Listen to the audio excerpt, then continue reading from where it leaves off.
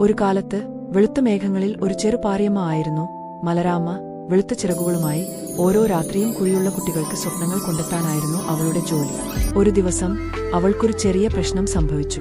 സ്വപ്നങ്ങൾ നിറച്ച കച്ചവടച്ചുമന്തി മിനിമുന്തിരം മങ്ങിയുപോയി. അവൾ എവിടെയും നിറം കാണുന്നില്ല. കുട്ടികൾക്കൊന്നും അതിനാൽ രസകരമായ സ്വപ്നങ്ങൾ വരാതെ പോയി. മീനൂട്ടിയെ, നീ എന്ത് കണ്ടു ഇന്നലെ? അമ്മ ചോദിച്ചു. ഇതുപോലെ വെറും കറുത്തു അമ്മേ, മീനൂട്ടി പറഞ്ഞു. ഇത് കേട്ടപ്പോൾ മലരാമ്മയെ വല്ലാതെ ഇഷ്ടപ്പെട്ടു. അവൾ ഭൂമിയിലെ ഒരു കുഞ്ഞിനെ തിരഞ്ഞു, ഹൃദയം തിളങ്ങുന്ന ഒരാൾ. അവളെ കണ്ടത് കുഞ്ഞു രാഹുൽ. തന്റെ ചെറിയ പക്കത്തിൽ നിന്നും ഒരു കിളിവണ്ടി എടുത്തു മലരാമ്മക്ക് തന്നു. ഇതെന്റെ പ്രിയപ്പെട്ട കളിപ്പാട്ടം. നീ ദുഃഖിച്ചാലോ? മലരാമ്മയുടെ കണ്ണിൽ നുറുങ്ങു നിറഞ്ഞു.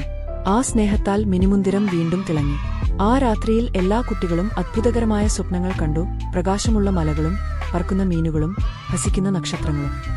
ആ ദിവസം മുതൽ മലരാമ്മ ഓരോ കുട്ടിയിലും നിന്നുള്ള സ്നേഹം സ്വപ്നങ്ങളിലേക്ക് കൊണ്ടുപോകാൻ തുടങ്ങി.